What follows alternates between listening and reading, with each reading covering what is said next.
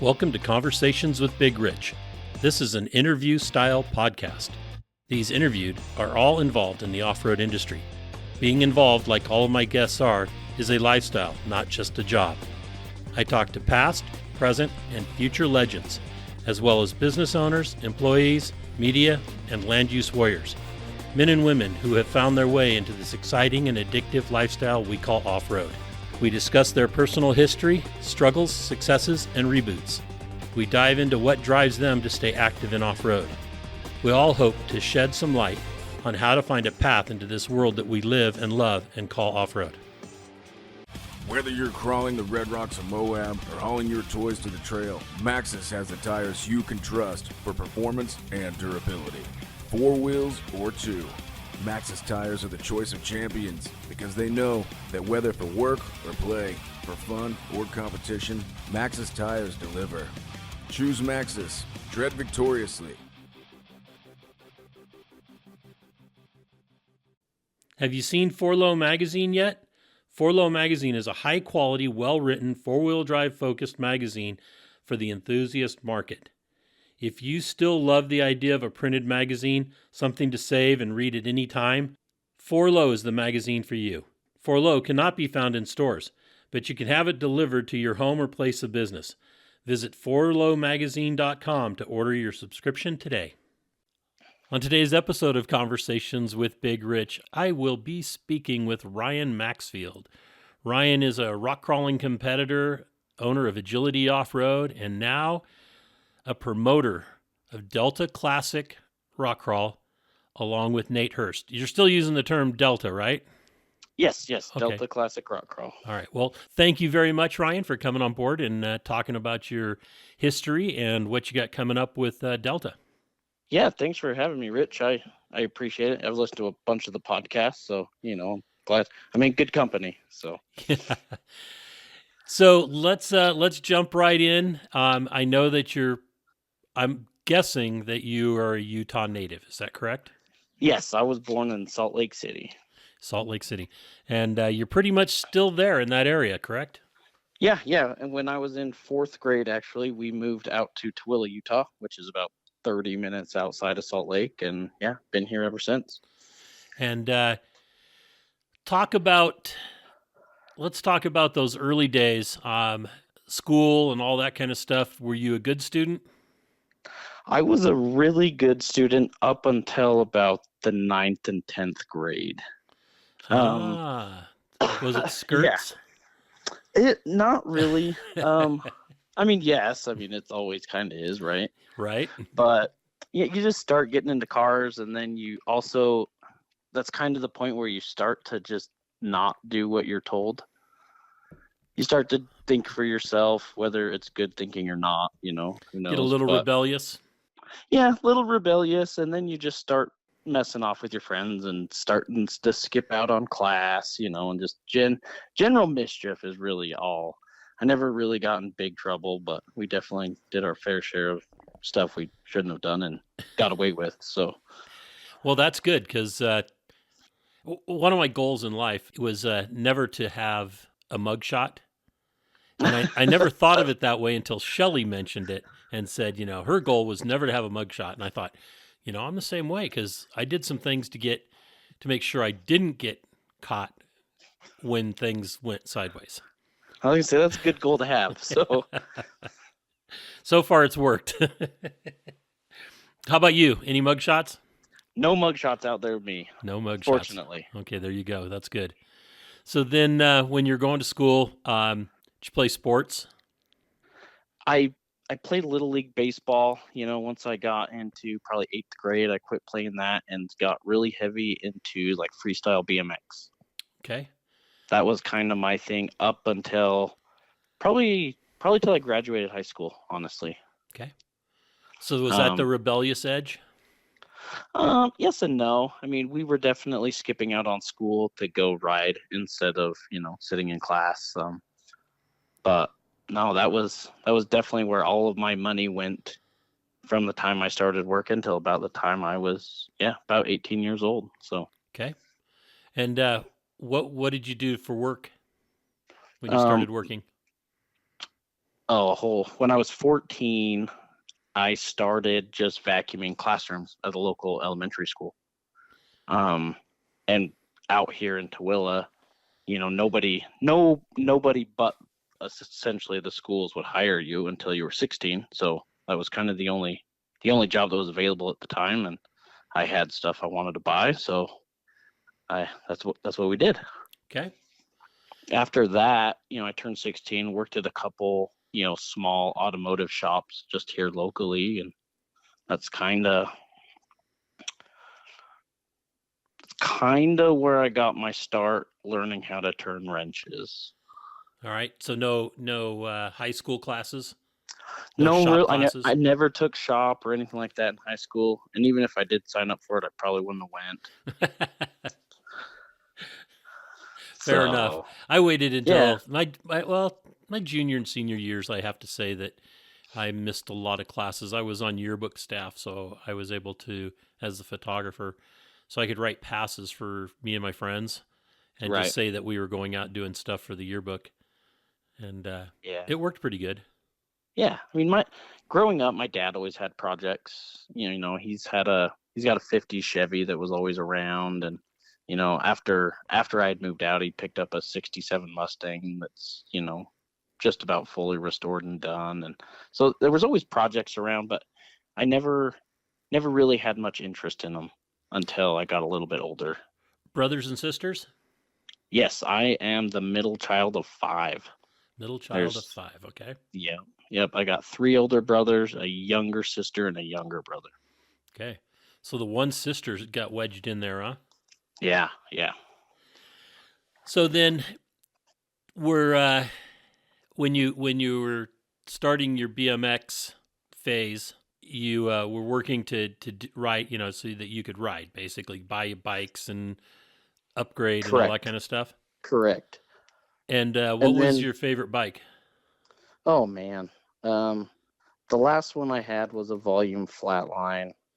Of course you build it all out with, just kind of the same way to do with buggies, right? You pick and choose the parts that you want and then build something out of it. So, I mean, it was definitely a hodgepodge of all the best parts. So. And were you just like freestyle stuff, or was it, did you race?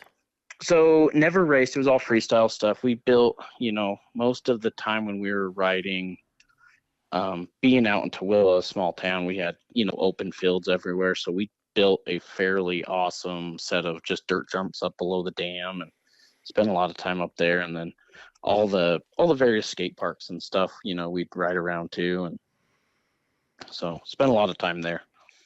Okay. And what was the first car that you got to drive or owned? So my first car was a 1986 Camaro. Ooh. Did you have the mullet going? No, I probably shaved the mullet off when I was 10. I had a mullet from the time I was little till, I don't know, maybe it was earlier than 10, but yes, I definitely rocked a mullet for the fair bit of my life. And the Camaro didn't bring it back out in you, huh? No, never did. And what did you do to the Camaro? So I bought it from just a neighbor. It was like 2 houses down. It sat on the side of his house forever, and I think I bought it when I was 15 for like $800. And then me and my dad ended up building an engine for it. And, generally with a car like that, we built an engine for it. I got in lots of trouble with it. My parents did end up picking me up from the police station once because of it. But without a mugshot. There's no mugshot. The police officer was actually really cool. He pulled me over. I was going double the speed limit out on the highway, and he didn't impound the car, nothing. He let my buddy drive the car home. He took me back to the police station and pretty much just called my parents.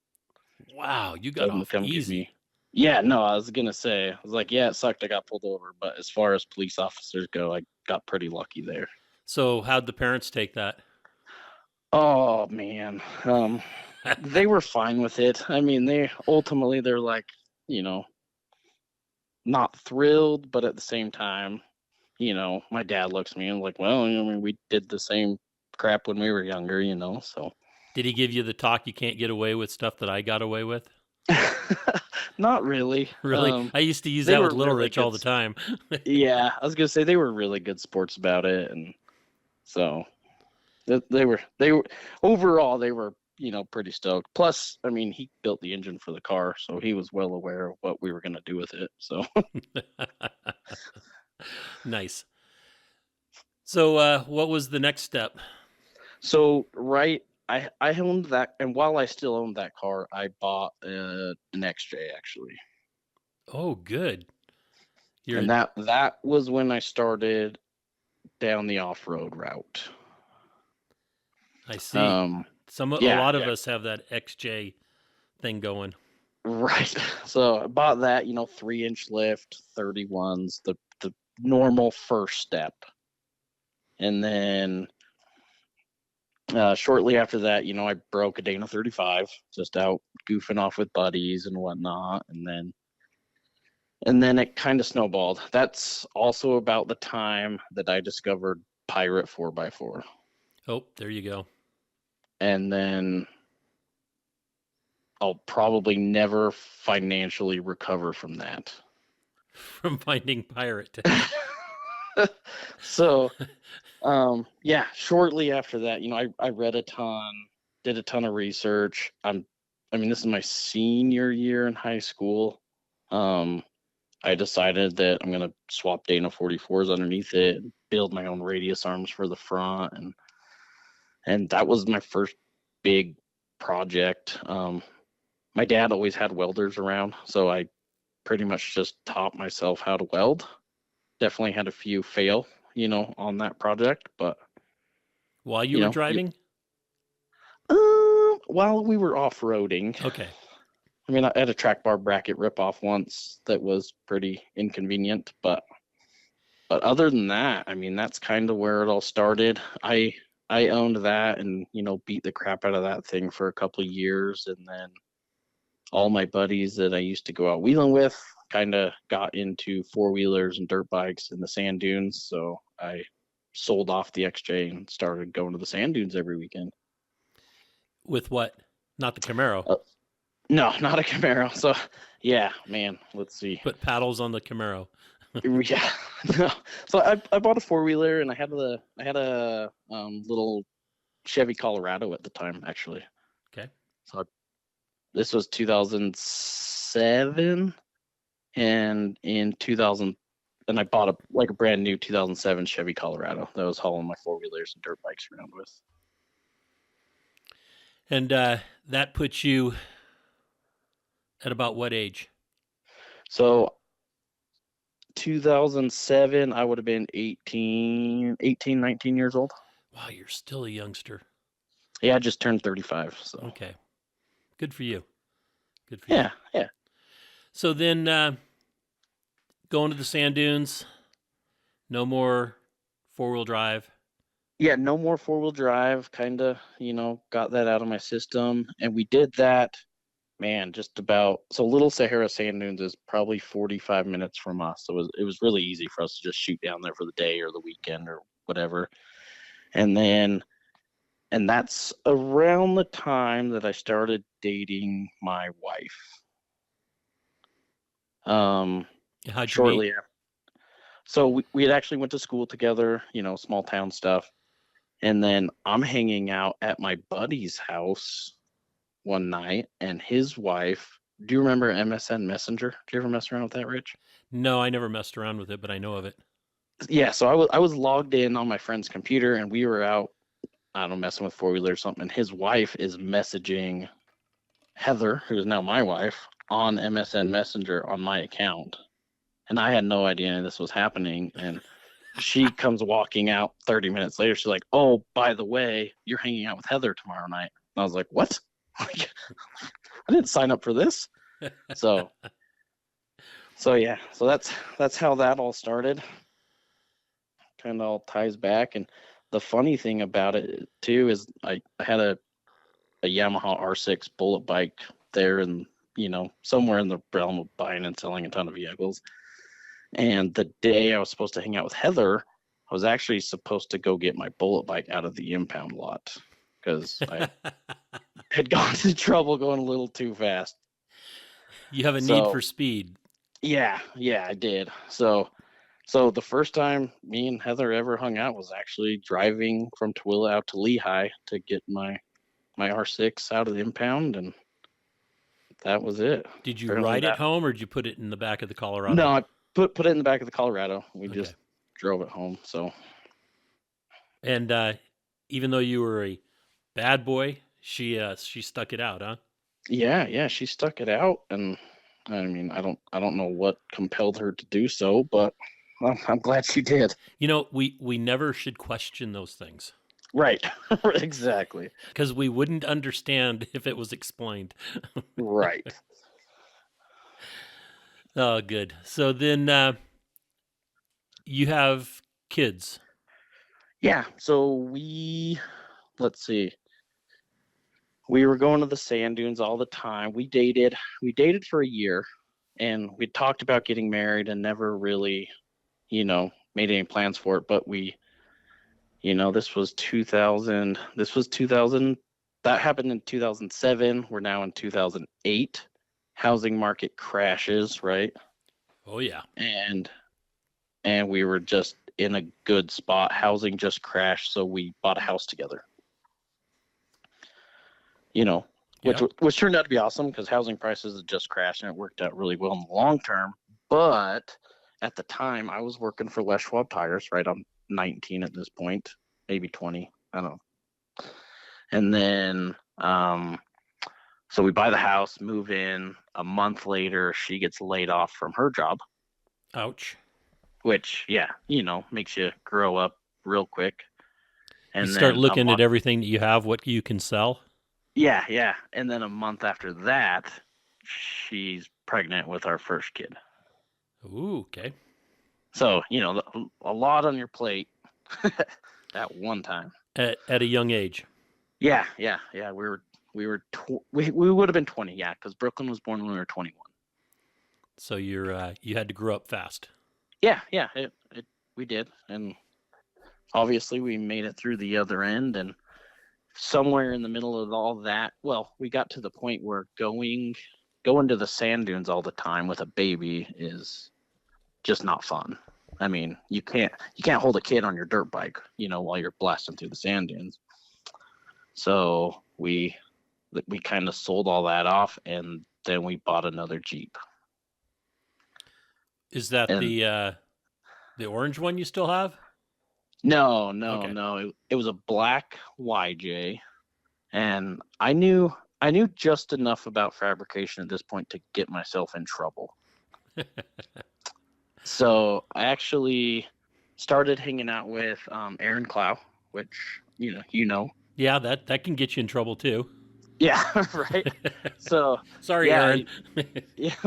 I actually picked up that YJ, and then Aaron helped me build it over the next 6 months or so, and 14 bolts, 60 links, the whole 9 yards over the course of a couple different builds on the same Jeep. And then wheeled that thing for probably 2 years. And then I went wheeling down in Sand Hollow with Craig Stumpf and Jared Neff. And, these guys are all in buggies and I'm in my YJ. And that was the day that I was like, I need a buggy in my life. That was the day you stepped out of the frying pan and into the fire. That was the day. So, and that was, man, I don't even know what year that was. So I came home from that wheeling trip. It was just down in Sand Hollow. Came home, listed that YJ for sale, and it sold within a couple weeks. So I took that chunk of cash, and me and Aaron started building a pro mod car. I was wheeling with Jared Neff that weekend and fell in love with his car. Right. So that was kind of what we set off to build. And Aaron taught me most of what I know about fabrication. I can't really thank him enough for where I'm at today, but yeah, it all worked out, and that car took me between time and just financially at that point in my life. It took me almost I think 3 years to finish that car. Okay. So, and that's the car that I started coming to We Rock in, actually. Well, no, let's back up here a little. I guess my first competition was in our JK, and it was the old school rock crawling Delta in 2013. Okay. That was the first competition I ever went to. We took first, which is the I can't decide if it's good or bad, because if you show up to a rock crawl and you take last place, chances of catching that bug are a lot lower than if you show up and win. So true. So yeah, we won. So right out of the gate, it was on, more or less. So that was 2013. Later that year, I was down in Sand Hollow, random wheeling, and that's when I met Nate Hurst. Okay. Who has been and still is my spotter since pretty much that day on. He's the only spotter I've ever competed with. So yeah, I was fortunate that trip to come across Nate. So right. The milkman. And then yeah, the 9-toed Nate, the milkman, hot dog Nate. He's got a few nicknames out there. Yes, he does.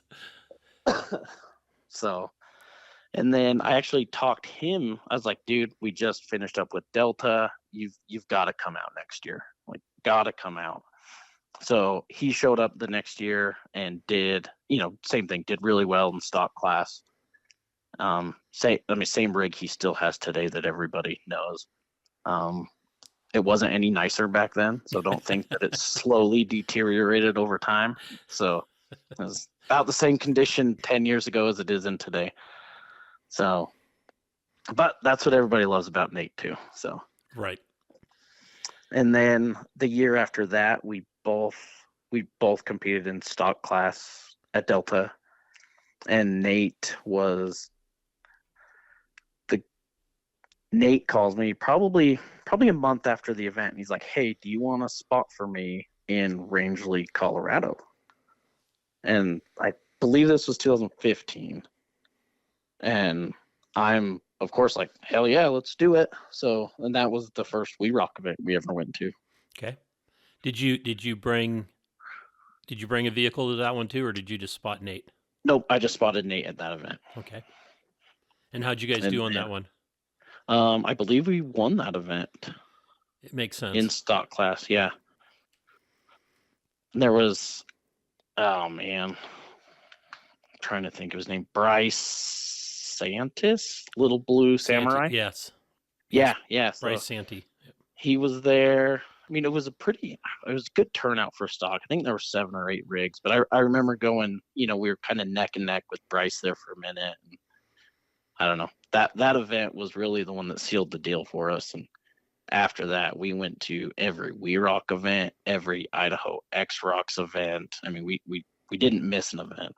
So you got hooked hard. Yeah. And when did you start competing in the buggy that you built? Oh, that would have probably been 2017 or 18. Okay. And I competed in that car for, I believe, 2 full seasons. The first season was, oh man, a shit show would be probably the only way to really, sum that up into words. We definitely underestimated stepping up to pro courses. We had tons of success in sportsman class, and then finally step up to a pro class, and it slapped us in the face pretty good the first couple events. The game is different. Totally different. It's still crawling, but the game is played differently. Yes. Yeah. So that first year was pretty rough, and then the second year in that car, we were starting to get on the podium pretty regularly. I think we even took second at nationals that year. Right behind, I believe. Let's see. I think it was the year Jake Hallenbeck was still competing in his car. Okay. So I had good success that season, and then it's also I believe the first year that Cody's new car, Pretty Penny, came out. Right. And I drove Pretty Penny, and then of course same thing. It's like, oh, yep, I need a moon buggy. So I ran that first Pro Mod car for 2 seasons, drove Pretty Penny, and then listed that car for sale. James Dunham bought that car, right? Yeah. James Dunham currently has it. And he had a chassis that you guys is that when he traded the chassis? No, so Okay. that was so that was one car after my first Pro Mod. So right. I sold that Pro Mod, and it sold so late, right? Because the season ends in September. Right. I listed it for sale, and the car didn't sell till like that following February.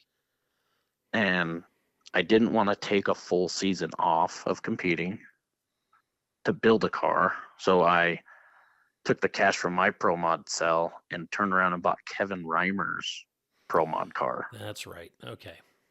Yeah, so I turned around, bought Kevin Reimer's car, and then competed that whole season in Reimer's car and had a lot of success with that car.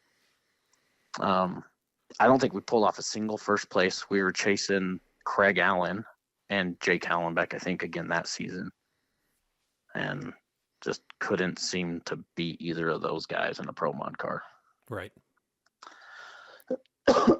So yeah, ran that car that whole season, and then I listed that car for sale, and that's when James Dunham bought my Pro Mod, and I took that Jesse Haynes moon buggy chassis in trade from him as part of the payment for that car. Did you hear the story that that car almost burned down? It did burn down in his garage. Yeah, well, it partially melted down. Yeah, it didn't completely go up, but yeah, his garage fire, his garage door opener malfunctioned and caught on fire. Yep. Wow. Talk about bad luck. Really. But it's funny because James Dunham just barely sold that car and bought Pretty Penny. Yes. So yeah, it's kind of funny how all these cars will move all over the country, but it's still a very small group of people. Especially the guys that buy them to compete in. For sure. Oh, it drives me nuts though when people buy comp cars and then all they do is trail wheel them. Yeah. It's like, that's taking a racehorse, that's running the Kentucky Derby and then, putting it in the rental lane and letting, anything from 6-year-olds to, grannies ride around the circle. It's like, for sure. Why? Well, it's funny too. I was talking to James just the other day about Pretty Penny, and he's like, "Man, I got to find somewhere to mount a cooler on this thing." I was like, "There's not really anywhere to do it that makes sense." So it's not really what it was built for. No, he's trying to get it so he could trail wheel down there in Texas. Yeah. So then, when you stepped up into Unlimited, I thought you guys stepped up very well. And I don't know if it was that having that more competitive Pro Mod that got you there, or if it was just the car, you guys fit with the car well. Well, I mean, you can't argue that a Jesse Haynes moon buggy is the best car on the rocks, right? So now we were at least on a somewhat level playing field. I couldn't blame it on the car anymore if I sucked. Okay. So, if you're not doing well and you're in a Jesse Haynes moon buggy, well, guess what? the problem's you. It's More just than is what likely, it yes. is. So, and I don't know what it was either. I don't know if it was the fact that we ran Pro Mod for a couple seasons and really learned how to make a car work without rear steer. So then, as soon as you get into a rear steer car and you're so used to driving and making a car do what you want without it, it's just that much more of an advantage. But yeah, as soon as we got into Unlimited class, that very first event in that car, we took 4th place in Cedar City. And then I think we were on the podium just about every event that we've been to since our debut in Unlimited. There was one in Goldendale that we actually broke a CV and didn't podium, but very few and far between. We definitely saw a ton of success in Unlimited class. And then you sold that car, correct? Yes, I sold that car not the end of last season, but the season before. So that would have been the end of the 2021 season. Right. And were you building another, or are you just waiting for Nate to finish his 10-year project? So I sold that car and instantly started building a new one. And couple things have kind of knocked us back on timelines for that build, but the way, the end of 2021, the way that supply chains and stuff were at that time, I knew there was no way the new car was going to be done for the beginning of the 2022 season. So I didn't even try. Pretty much told Jesse I want one. Let me know when I can have one. And, it is what it is. So I actually picked up the start of the new car from Jesse March of 2022. Okay. And then slowly been building it over the last year. And actually just yesterday, we just finished all the engine tuning on that car. Oh, nice. So yeah, we put in a 14-hour day yesterday, just engine tuning, and got it dialed. So. And what engine are you running? So it is a 1.5 that's supercharged, just like Jesse's car. Okay. In fact, this car is a carbon copy of Jesse's car. So. Does it have the fancy reaching shocks? Yep, it's got the cheater shocks that we like to call them. Are they cheaters now that you own a set? No, it's totally fine now that I own a set. It was only cheating before. I like how he had it out there and didn't say anything to anybody. I remember walking past this car and I was like, man, those bypasses are cool. And it wasn't until the next event that I realized what the whole shock package was doing. And there was numerous cones that season that everybody was hitting, because you'd get up on your belly, whatever. And once you're on your belly, you don't have a whole lot of control of where the car wants to slide. And man, Jesse would get up there, jack his shocks up, and just cruise right through it. And you're like, gosh dang it. That's not even fair. It must have been just before he put those shocks on. There was Nationals in Farmington, and there was the course that Boren drove off the backside of. Oh, yeah. Where there was a rock there where the cones were, it was a breakover, and where the cones were sitting. When I set it up, I was like, if I do this right here and here, and I spent a lot of time looking at what could possibly happen on each set of gates, and right. I put the cones where I did, thinking somebody is going to hit at least one of these cones, and somebody's going to hit both of these cones in Unlimited when they belly up, or even maybe a Pro Mod. And sure enough, the guy that hit both of those cones on that breakover was Jesse. And he was so mad. Which is understandable. Oh, for sure, yeah. Well, it's funny too, man. You can have every plan in the world, and you can have every tool out there to, make your car do what you need it to do. And there's still sometimes it just doesn't work out. For whatever reason, it's just wasn't meant to be. Yep. True enough. So, And then, like I said, I told Kevin, I said, do not put your daughter through that bonus cone. That is not for you guys. Yeah, that is not an XJ line. No. And he goes, well, we just, as we were down in that hole before it, we got turned and all of a sudden we're lined up for it. And I said, no, you weren't. You made it thought you were, but you were not. Oh, That was a rough one. that was scary. I remember being clear up on top, up by the sportsman courses, because I was, running unlimited and still spotting for Nate.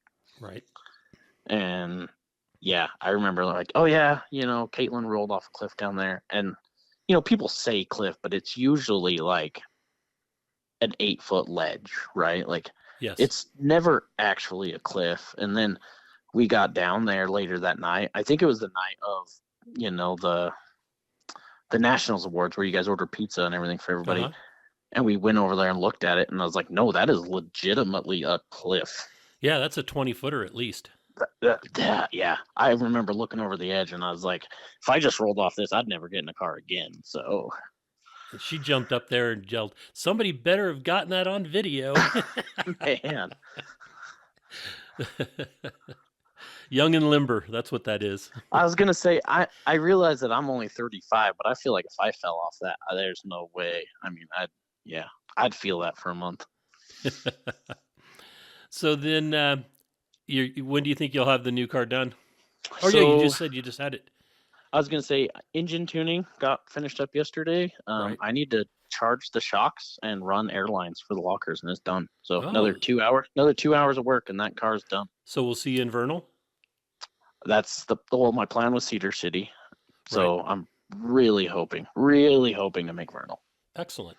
Good to hear that. So yeah. Yeah, I just I just talked to one of the locals up there, and he's got a group of guys that wheel and run ATVs and all that kind of stuff, and he's going to put together all the judges for us. So Yeah. looks like we're going to have a good showing of judges, and I think it's going to be fun being out on those rocks again. Haven't been there in Yeah. quite a few years myself. I know they did super crawl there, but I was gonna say, yeah, we ran the super crawl event that was up in Vernal, and Right. I mean, there's a lot of cool stuff up there. So Yeah. It'll be good to see what Jake's take is on it. for sure.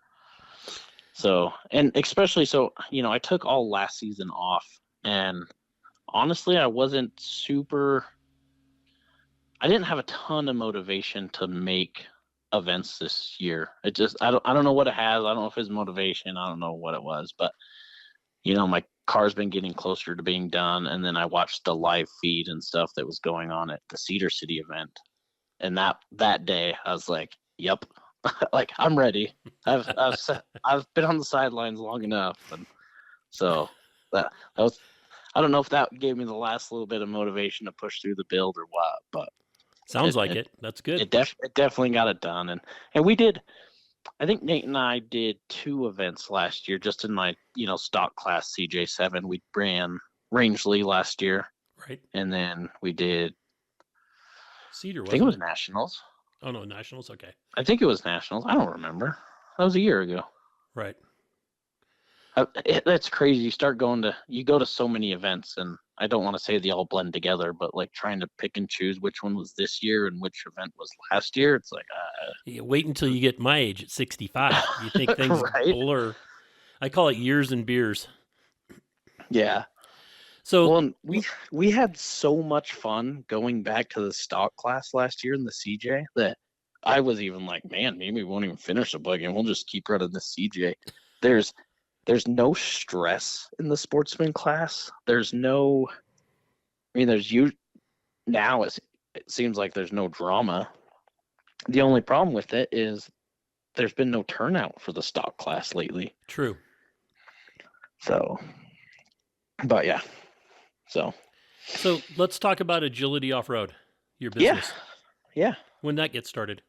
So I started Agility Customs almost 7 years ago now. Okay. Started in just a small little 3-bay shop. We were there for like a year till, we just signed a 1-year lease. The lease was up on that building, and we had outgrown it in a year. So we moved into a place that was probably almost double the space, but it was arranged different. It was more usable, and we were there for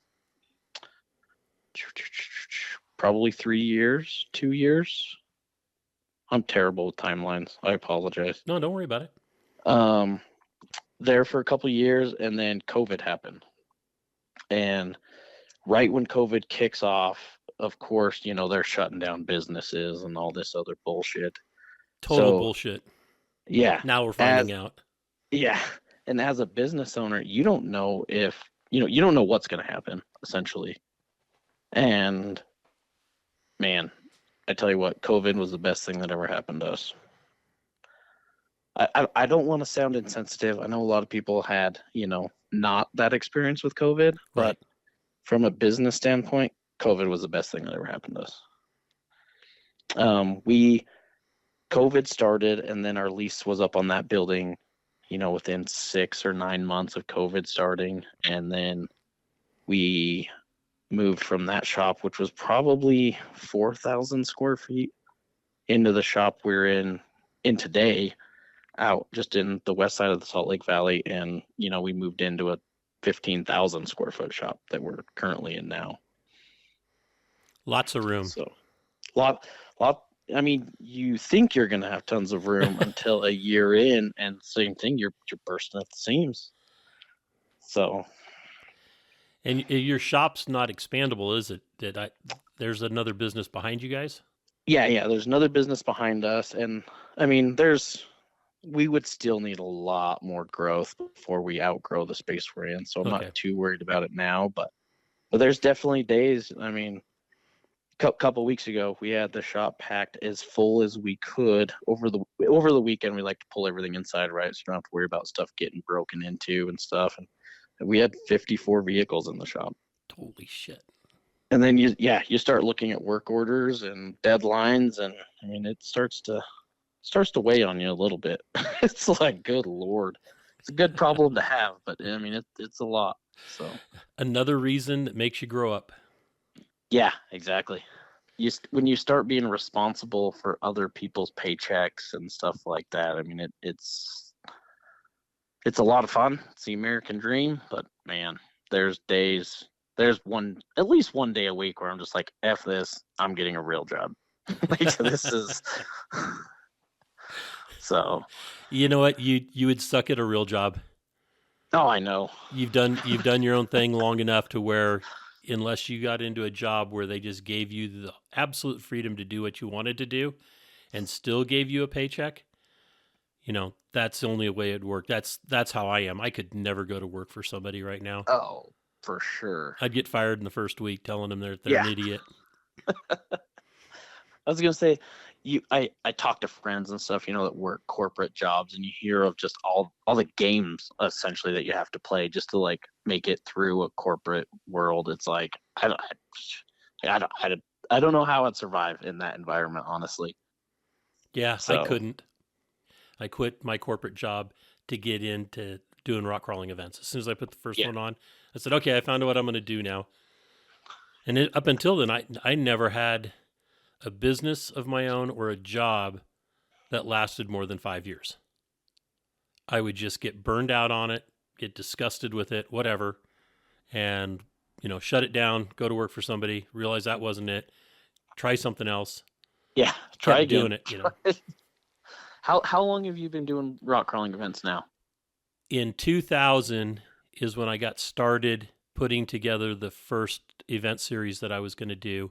Putting the first event I was going to do, which was called Cal Rocks, and it was Put Up or Shut Up Shootout in Amador County and Northern California. And so I already had a location picked out and everything before I went back to California and got things started. So it's 23 solid years. Yeah. So that's a long time. Yeah, it is. And that's why at 65, it was like, or at 64 is when, I finally convinced Jake Good to step up and and become a partner so that eventually he could take over the whole thing, because Right. I just physically wasn't able to do it all anymore. And Well, no, I nor didn't want did to you shut it want down, to. but we were close. Yeah, yeah. You know, I would have hated to. I remember when Arca and U-Rock combined, and then U-Rock finally threw in the towel and stopped putting on events. I got a call from first Jeff Mello that said, "Hey, Rich, you won." And I'm like, "What are you talking about?"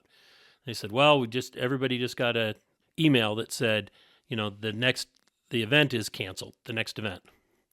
And, you know, the season's over. They're not going to be in business any longer." And I was like, "Holy shit," you know, okay. And then Dustin Webster calls me and says, "Okay, now you can't quit, Rich." And I'm like, "What do you mean I can't quit?" And he goes, "No, all these people that these fab shops and everybody that's building parts and everybody that's, you know, got buggies, you can't quit, because what are they going to do?" And I was like, "Man, don't put all that on me." Well, kind of circling back to that, I remember when you and Shelly were first talking about trying to find somebody to take over We Rock. And it was when I was building my first moon buggy. And I was like, man, this moon buggy right now is worth a ton of money. But if Rich and Shelly shut down We Rock and there's no competition circuit anymore, then this moon buggy is not worth anything. Right. And I remember talking to a couple other competitors about it. And it's like, and yeah, obviously we're all happy that you guys kept it going and got Jake to take it over. But I mean, even from a competitor standpoint, it was kind of, you know, just heading into the unknown a little bit is just always fun when you've got that kind of money wrapped up into a rock crawler. Yeah, I was just hoping that if, you know, because it came down to a couple of days, you know, I looked at Shelly and I said, "So if Jake doesn't decide to do this by this date, can I just shut it down?" And that was the beginning of 2022. Yeah. And she goes, "Yeah, we can shut it down. We'll be okay." And I said, "All right." And then Jake like called me the next day. I mean, in my mind, I'd said, okay, you know, like 3 days, because this had gone on, you know, for months. And so Right. he goes, "Okay, I'm ready to do this." And I was like, "Whew, okay, that was close." You know, nobody else knew how close it got. Well, and then the Super Crawl series, you know, came back for one season, and you know they put on a lot of fun events, and I really enjoyed it. But I mean, they only made it one season, and then just never even made an announcement saying they weren't coming back. Just ghosted everybody, and Right. just never showed up again. So You know, I really think that if somebody's going to do this as a promoter, which we'll get into with you here in a moment, yeah. that you've got to do it because you love the sport. Oh, not 100%. not because you think you're going to make $1 million, or you're going to make, you know, you're going to build the next, you know, monster truck series or whatever. It's got to be you love the sport, you love the people, you love the game. And that's why I always did it. I just loved the sport. And everybody else that got into it, you know, they were seeing dollars, and everybody, you know, aspired to try to be, you know, the next monster truck. And, you know, when Rich was younger and we were going through that phase with everybody else, you know, with Arca and then U-Rock and Pro Rock and everybody else, we looked at it and said, okay, how would it be to put a rock crawler in a stadium and even a basketball arena, and what's it going to look like? You know, it's going to look terrible. Oh, for sure. You know, you can't see it. That's why monster trucks are so big.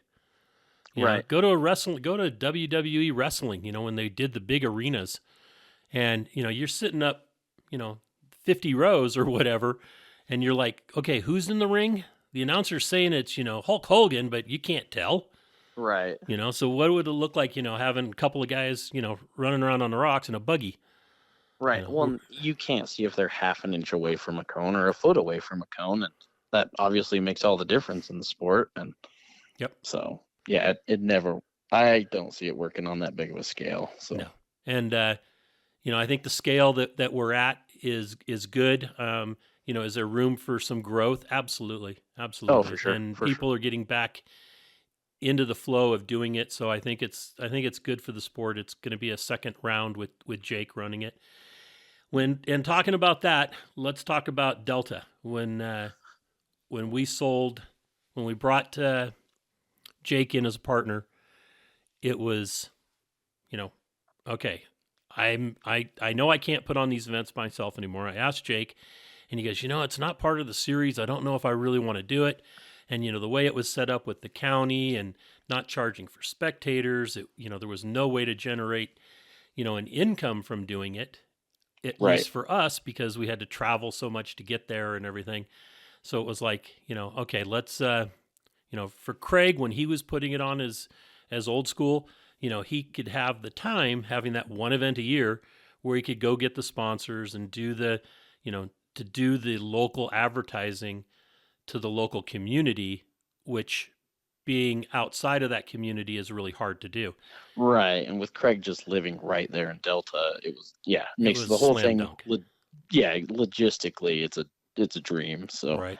So that's why when we decided we were going to step back, you had mentioned it, and there was a couple others had, and we looked at each other, Shelley and I, and said, okay, who do we think that would be the ones to take this over? Who has the network and who has, got some proven business savvy?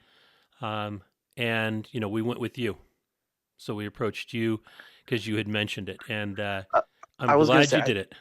I was gonna say, I think it was a year before anything happened with Jake. Right when you and Shelley first announced that you guys were like, okay, we're looking at a retirement strategy, more or less, and and we were down in Farmington late one night, and ran into you and Shelley, and pretty much, I was like, I have no interest in taking over We Rock, but if whoever doesn't want the Delta event, I was like, I 100% want it.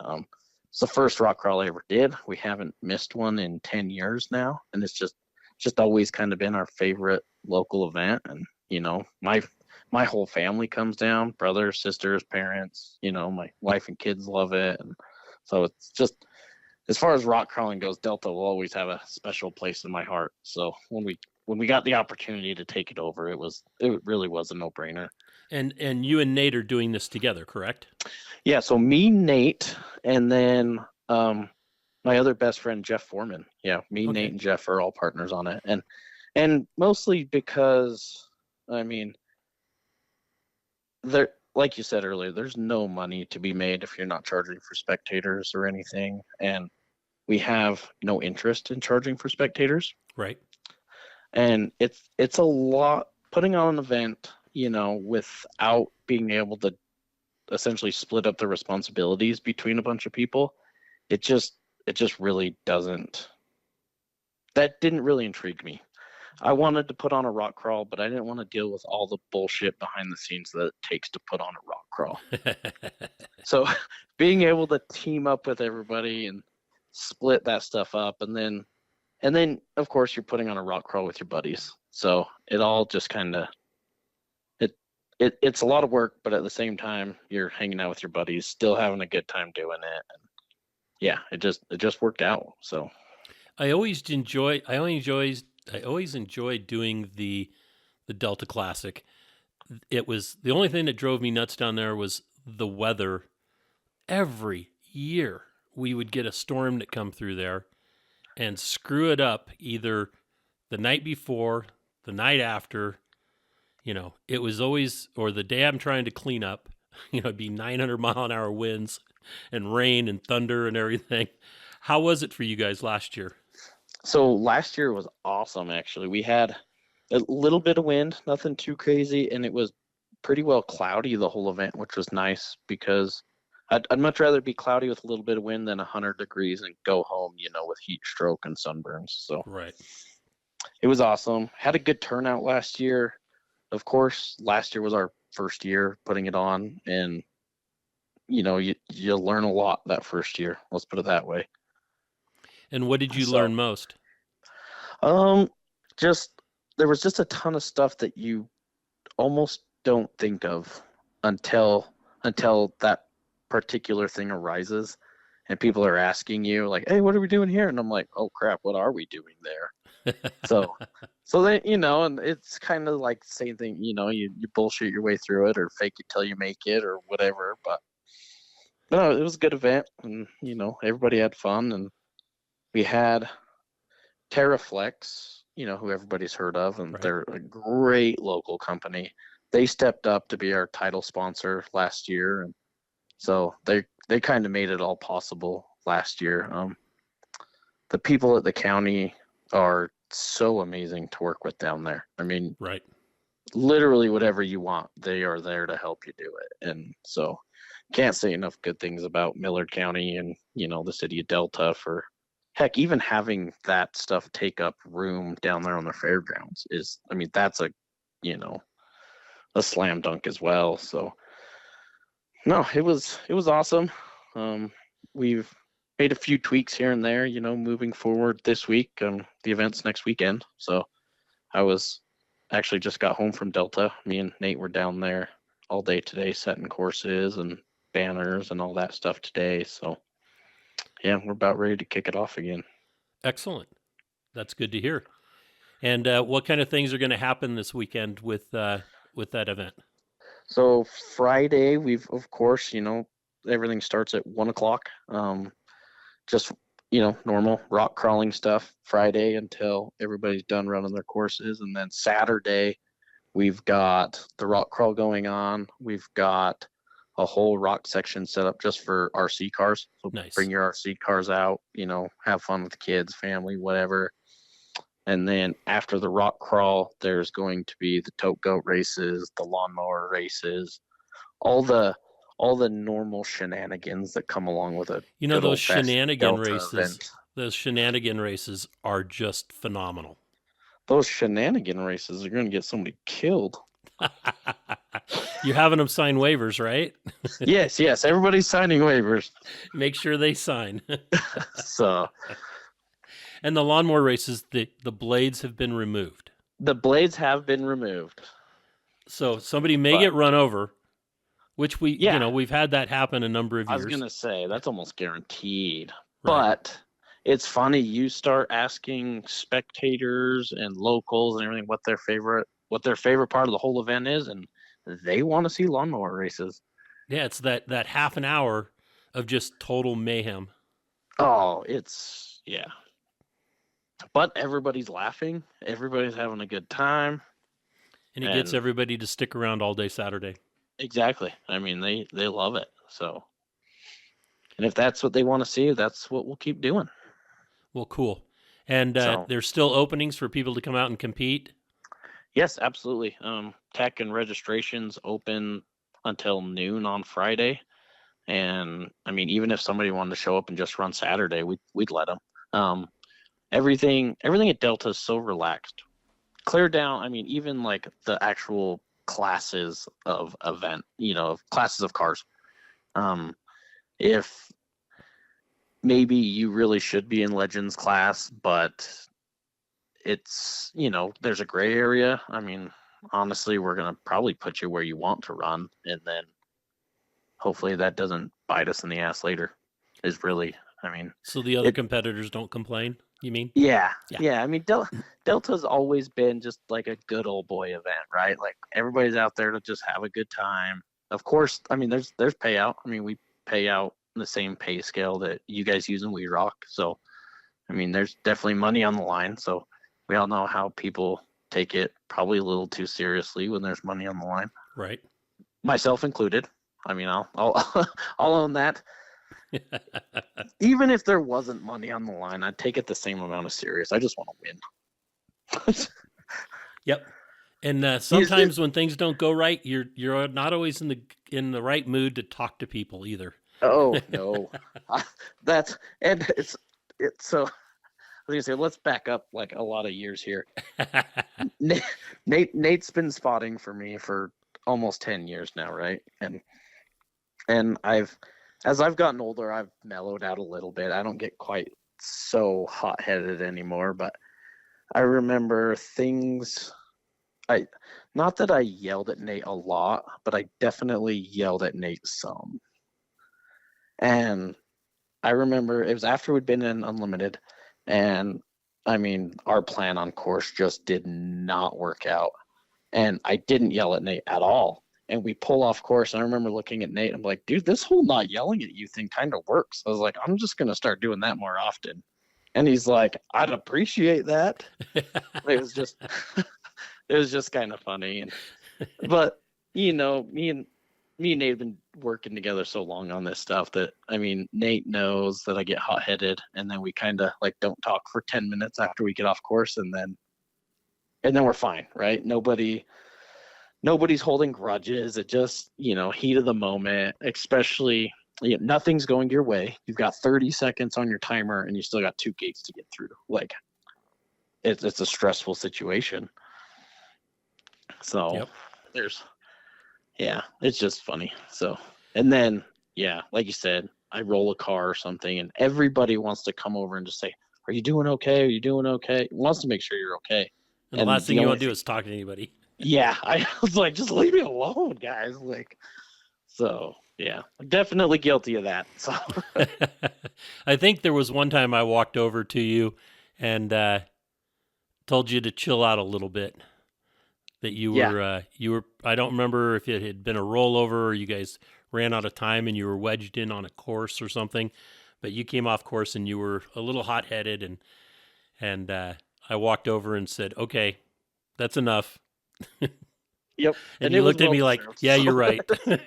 yeah, 100%. I was like, I'll admit it. So that's awesome. So, if anybody wants to get involved in this or more information, they should go to. I mean, the easiest thing is probably just message us on Facebook. Okay.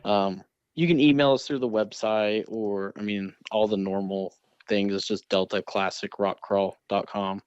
And same thing on Instagram and Facebook, just Delta Classic Rock Crawl. But Nate actually runs all the social media stuff for us. And I mean, he messages back people on social media like right away. So that's probably the best, easiest, fastest way to get a response or get information. Perfect. Well, excellent. I want to say thank you so much for spending some time this evening, and even though you worked all day long getting the event ready for this weekend. And I hope people show up in droves and have a great time, because it is a good time down there in Delta. Yeah, it's a killer time, free for spectators. So, I mean, really, you've got no reason not to come out and at least check it out for a minute. So exactly. All right. Thank you so much, Ryan, for spending the time. Yeah, thanks for having me, Rich. And then, yeah, it was good talking to you. It's been, taking a season off. I haven't seen you much lately, so it's good to catch up. Yep, hope to see you up there in Vernal. We'll see you then. Okay, bye-bye. Bye-bye. Well, that's another episode of Conversations with Big Rich. I'd like to thank you all for listening. If you could do us a favor and leave us a review on any podcast service that you happen to be listening on, or send us an email or a text message or a Facebook message, and let me know any ideas that you have, or if there's anybody that you have that you think would be a great guest, please forward the contact information to me so that we can try to get them on. And always remember, live life to the fullest. Enjoying life is a must. Follow your dreams and live life with all the gusto you can. Thank you.